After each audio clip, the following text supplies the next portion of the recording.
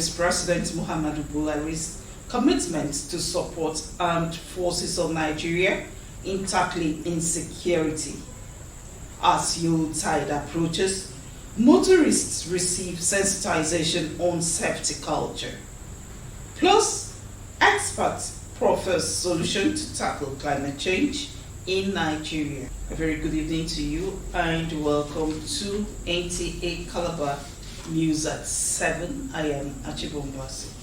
The Minister of Defense, Major General Bashar Magashi, has reaffirmed the commitment of President Muhammadu Buhari's administration to continuously support the armed forces of Nigeria in developing requisite capacity to tackle the country's security challenges. The minister, represented by the Chief of Defense Staff, Major General Lucky Irabor, stated this while speaking as guest of honor at the graduation ceremony of Naval Warfare Course 5 participants of the Naval War College Nigeria held in Calabar. Udrak Etam reports. In fulfillment of a coherent national security strategy, especially now that Nigeria is faced with numerous threats, a well-trained and motivated workforce is needed for the attainment of set goals. To this end, the Naval War College Nigeria, in sustaining critical operations, has graduated 22 participants of the Naval Warfare Course 5, which had 2 officers from the Nigerian Army, 2 from the Nigerian Air Force, and 18 from the Nigerian Navy. Minister of Defense, represented by the Chief of Defense Staff, Major General Lucky Irabor, congratulated the graduates and hopes that expected training outcomes are evident in their capacity. You will be expected to play your role by employing all that you have learned, of course, being taught during the course. The Armed Forces has remained committed to each responsibility of securing the territorial integrity of our country. You need to go out there and be good ambassadors of the college. You need to make us proud because we believe in you. Cross River State Government pledges support to the Nigerian Navy and the entire armed forces in providing security. Be rest assured that the state, under my able leadership, will continue to do its best to sustain the current support to the Navy and other security agencies in the state. Some graduates and deserving members of the faculty were awarded for their hard work. Meanwhile, Chief of Naval Staff Vice Admiral Awal Gambo had earlier inspected different project sites embarked upon by the Eastern Naval Command for smooth operations of its personnel. In Calabar, Udwak Etam, NTA News. In a similar development, away from its mandate of securing the nation's coastal region, the Nigerian Navy is lending support to educational advancement. This is evident in the donation of writing materials to pupils of Government Primary School Ekorinum in Calabar by the Naval War College Eastern Naval Command. Justin Item reports. Primary education is said to be the foundation of a sound educational and national development, which is the reason the Naval War College is making efforts to impact on the educational needs of its host communities through this outreach as part of its corporate social responsibility.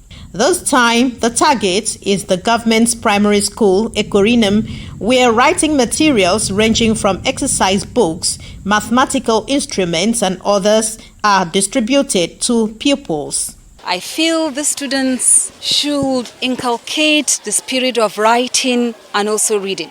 Because if you don't have a reading material, then you will not go far. Because if you don't write, then what will you read? So I'm pleading, and I hope the students, as they see us here today, they will feel obliged to also be better pupils in future. Appreciating efforts of the Nigerian Navy in boosting the quality of education, the head teacher of the school, Nse Asukwo, says the gesture will go a long way to address the challenge of inadequate writing materials experienced by some of the pupils. The commandant and the entire crew of Naval War College, wherever you remove money to give these children to further their education, God will bless you. I want to say thank you for the books and pen and the other things you have given to us. It is hoped that this gesture will enhance learning and retention of the basic foundation needed amongst the pupils. In Calabar, Justina Itam, NTA News.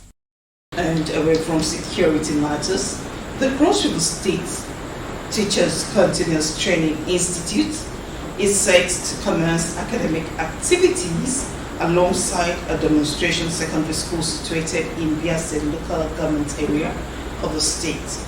Blessing Frank reports that the institute, which construction began in June 2019, is in its final lap of preparation towards resumption of its first academic session.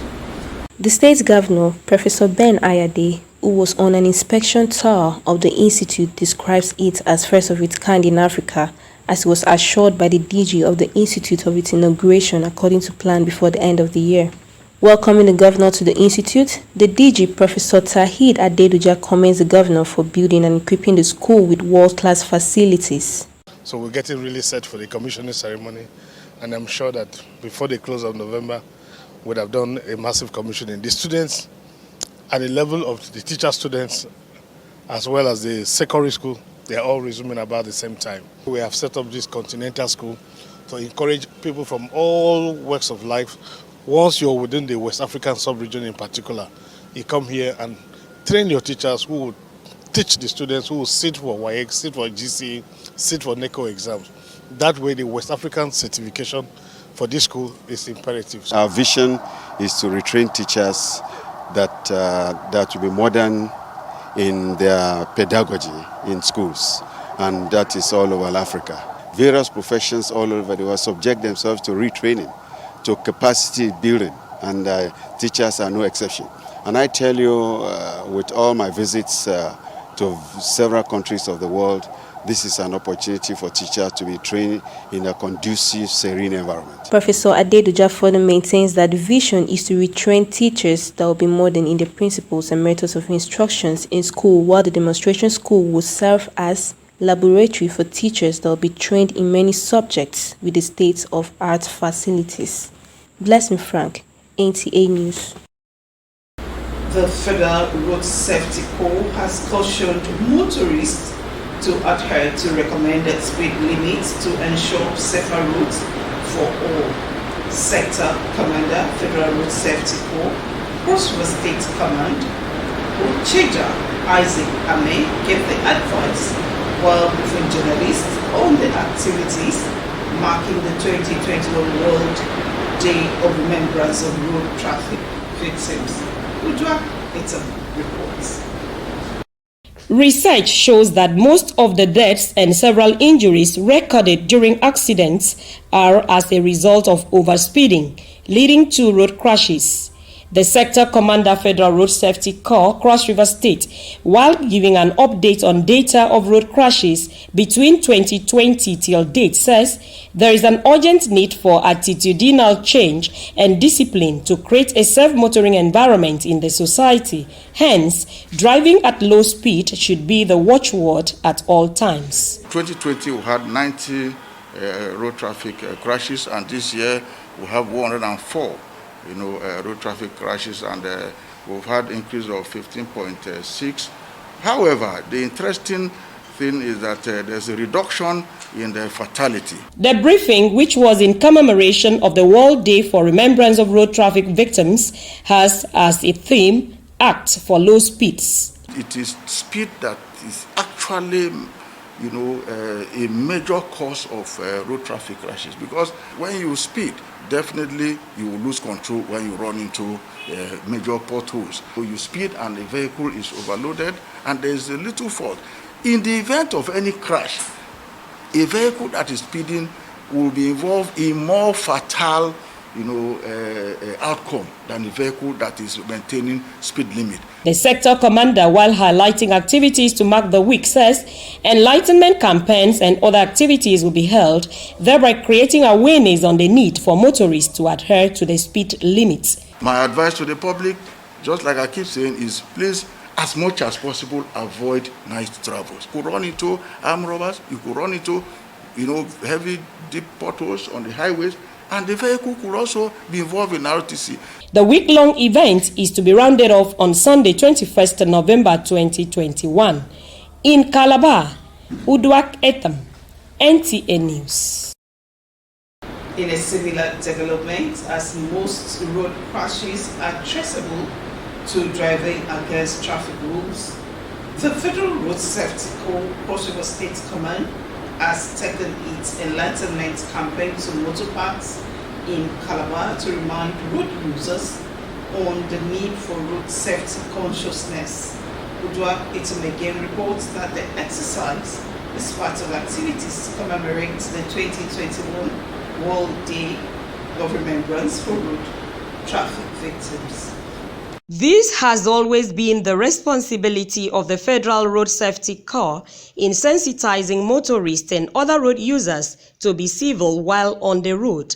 Around 3rd week of November every year, the Federal Road Safety Corps Cross River State Command leads its campaign to motor parks in Calabar in commemoration of the World Day of Remembrance for Road Traffic Victims. For 2021, the Enlightenment Program is successful as stakeholders described it as a wake-up call for them to drive carefully while calling for road rehabilitation. Federal Road Safety Corps have always been our partners. We've always been together and we have been trying to make sure that all our vehicles have speed limits. It is a very good act.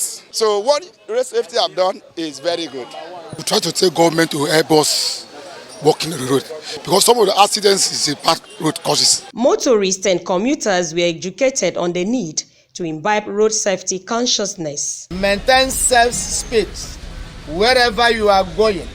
The most important thing is safety of your life. Avoid night travels. Every commuter that enter public transport, anytime you observe that the driver is misbehaving and you speak to the mindset and he refuses, when you get to any place you see road safety, stop.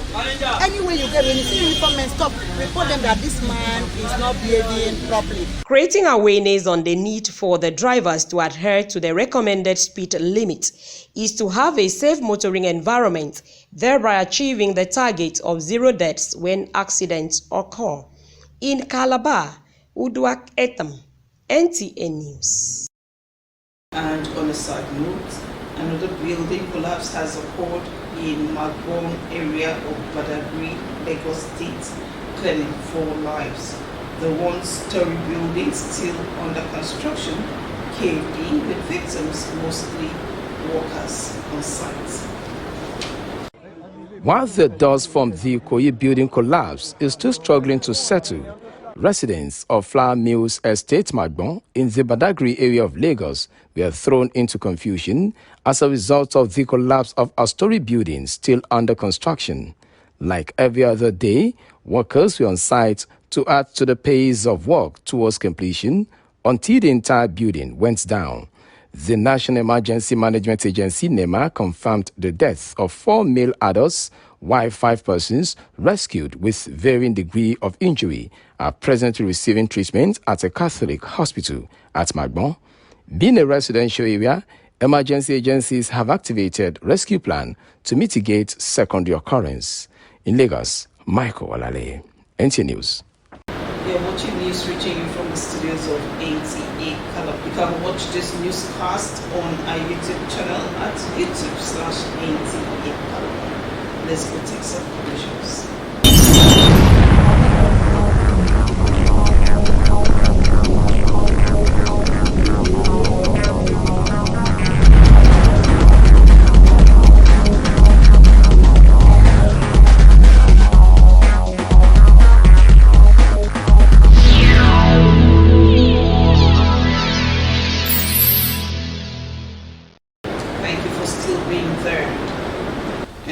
COVID-19 update.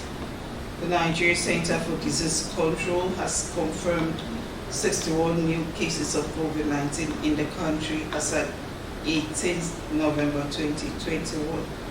The statistics shows that Gombe has the highest number of 16 cases, followed by Taraba with 15 cases, Zamfara 14, Federal Capital Territory 7, Kano, Lagos and Rivers recorded 2 cases each, while Bauchi and Katsina has 1 case respectively.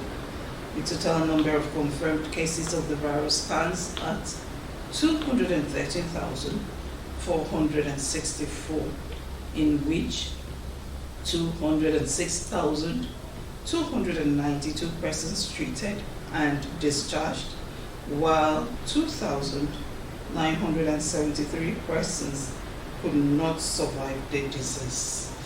First Ladies Against Cancer have advocated the prompt adoption and implementation of the human papillomavirus vaccination as strategy against the cancer disease. Fatima Usman reports that this was a consensus of stakeholders at a town hall meeting organized by the First Ladies Against Cancer in collaboration with Raise Foundation PATE project of Wife of Niger State Governor. Nigeria is said to be carrying the highest burden of cervical cancer, with 12,000 new cases recorded annually and about 8,000 of these figures ending up as mortalities. It is in an effort to address this scourge that the World Health Organization initiated a global action towards the elimination of cervical cancer to achieve less than 4 cases per 100,000 women, which the First Ladies Against Cancer is keen into. The human papillomavirus vaccine, a remedy for preventing cervical cancer, is targeted at 90% girls and boys from the age of 9 to 15 and are expected to be given in 2 doses within a span of 6 to 12 months, while 70% of women are to be screened of HPV at age 35 and 45, with 90% cases marked to be treated. There is proven evidence of its safety and its efficacy. The Federal Ministry of Health have been working to get as many doses as they can. And I believe we will be getting some doses in the first quarter of next year. Right now, the First Ladies Against Cancer, we have a program called the Vaccine Access Program. And through this Vaccine Access Program, we are hoping to get vaccines at a very cheaper rate for the people in our states towards ensuring access to vaccines. The town hall meeting with the theme HPV vaccination, key to cervical cancer prevention, was interactive and a way to mark the first year of the Cervical Cancer Elimination Day of Action. In Mina, I'm Fatima Usman, NTA News. To stop antimicrobial, especially antibiotics resistance, and curtail the numerous implications that come with it, the need for health stakeholders, policymakers, and healthcare providers to launch intensive awareness campaigns is on the front burner. This is a challenge thrown up as the world marks Antimicrobial Awareness Week 2021. Ifoma Ihoje reports. Antimicrobial resistance is said to be when bacteria, viruses, fungi and parasites change over time and no longer respond to medicines. This, experts say, makes infections harder to treat and increases the risk of disease spread, severe illnesses, and in extreme case, death. Antibiotic resistance is the thing that is causing a global health problem in our society. If I'm supposed to use Ampiclox to treat a particular thing, and in a situation where I have that infection to treat, Ampiclox is no longer sensitive. I have to find some other, maybe more expensive medications to use to treat it.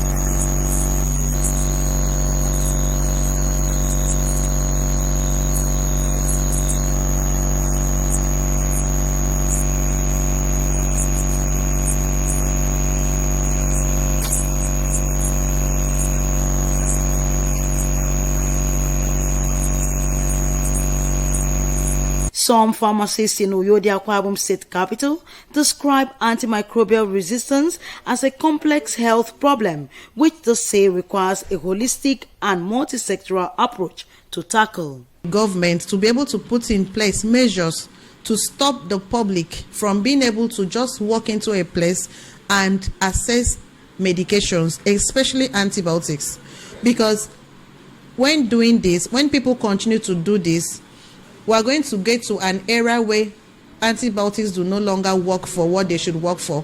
It behoves on health practitioners to prescribe the right drugs in the right dosage for an ailment, while patients are expected to stick to their prescriptions and seek medical advice when in doubt. In Uyo, Ifoma Aihuchi, NTN News. Nigeria is leading selected ECOWAS countries in the development of flood monitoring and forecasting system aimed at mitigating its devastating effects on the region. Adebola Bruce Sunday reports that this was the focus of a presentation of products and multi-scale flood monitoring and assessment services for West Africa. Floods are among the most devastating natural disasters in the world, claiming many lives and destruction of property than any other natural phenomena, with Nigeria having its share.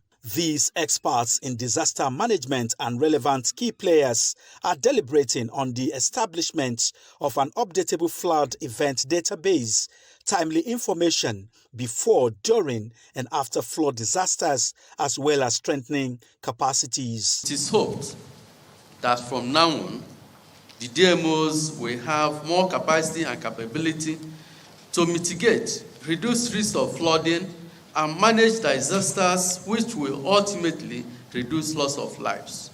MIFMA's solution of incorporating Earth observation data into flood forecasting will reduce the impact of flood, save lives and property. Our research findings, should be disseminated to the people that are concerned, and in doing so, a lot of advocacy will be required. Director General of the NTA, Yakubu Ibn Muhammad, represented, says information dissemination is key in disaster management. Especially now that it is becoming very, very obvious that we need to give the weather, the climate a serious thought because of what is happening now. And I would like to use this opportunity to call on agencies such as these ones that are here to always carry along the media so that in the course of discharging our duties and responsibilities as people who inform and educate the public, we should be able to talk from position of authority, from position of knowledge. The Senate will support the domestication of these products and services and will work with the DMOs to ensure these tools are used adequately. Flood monitoring device capable of capturing, processing and sending signals to the database were distributed to key disaster management organizations. That is what is meant to help us with what we call nowcast. It's different from forecast. Hopefully, in the second phase, going to even the locals, helping us to use the phone to gather data. If they help us to use the phone to gather data, then we have more data, more information, and it will refine our prediction. The project is designed to make data freely accessible by utilizing open source software. Adebola Brooklyn Sunday, NTA News. Meanwhile, Abuja and parts of north-central Nigeria may continue to witness rainfall until end of November, which has not happened in the past 7 years. In this report, Adebola Brooklyn Sunday again takes a look at this unusual weather variation and its impact. Nigeria no doubt has one of the best climatic conditions globally, although the temperature in Nigeria is not without its own fluctuations, being high in dry seasons as expected and relatively low in wet seasons. The rainy season normally lasts only 4 months, from June to September, sometimes to October in the southeast, which is the wettest area. The Nigerian Meteorological Agency, NIMET, had earlier predicted that from 11th to 13th November, the weather will be partly cloudy in Abuja and parts of Benue, Plateau, Nasarawa and Kogi states, with a possibility of light rains. It has been a challenging period because we have seen a lot of variabilities, which is not uncommon for not unexpected because of the nature of the global climatic changes we've been observing. Anthony Anuforum, a former Director General of NIMET, told me that events in the recent past can be attributed to high variability which is linked to climate change. What is important for Nigerians to know that the climate is changing. Even for weather forecasters, for experts, for professionals in this area, one of the characteristics of climate change is that it has made prediction more difficult.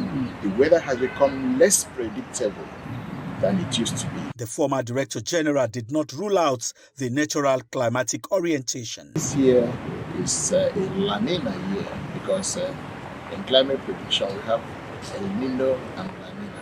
In a La Nina year, it's likely to mean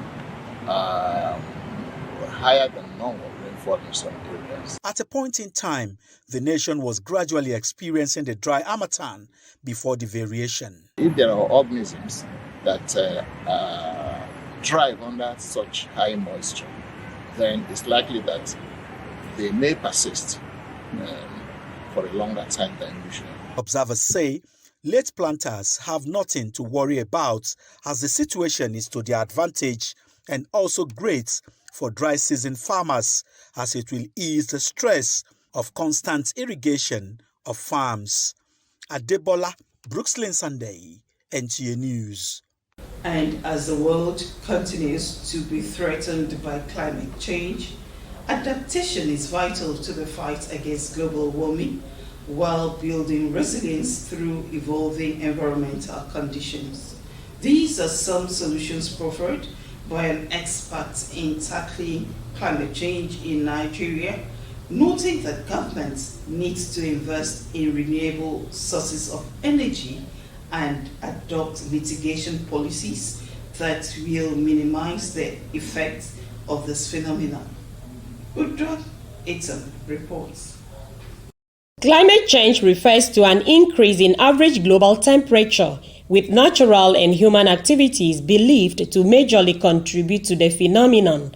In recent times, Nigeria has been experiencing adverse climate conditions, and Cross River State is not left out, especially with persistence in rainfall patterns leading to rising sea levels, which is threatening the country's coastal region, and other several ecological challenges such as flood as well as erosion, among others. The persistent rainfall and flood has actually claimed so many farmlands. It has actually helped farmers to do consistent cultivation. We have to adapt to this situation because we cannot change it immediately. Mitigation takes a very long time. Climate change has also become a threat to agriculture as well as the economy, and if left unchecked, experts says may result in food insecurity. The good news to the challenge the experts posit is that adopting other modern methods of planting and growing crops that are fast maturing will help in food availability. Greenhouses should be built. In a greenhouse, you can control the temperature, you can control the moisture, and even the soil nutrients. Realizing the significance of the environment for survival of man, the need for all to adapt to climate change, experts says, is apt. In Calabar, Udwak Etam, NTA News. And finally, a recap of the major stories. The Minister of Defense, Major General Bashir Magashi, has reaffirmed President Muhammadu Buhari's commitment to support the armed forces of Nigeria in tackling the country's security challenges. The Federal Road Safety Corps has advised motorists and other road users to imbibe the culture of safety consciousness. It was also in the news that experts has proffered solutions to tackle climate change in Nigeria. Thank you so much for staying with us. Do have a pleasant evening.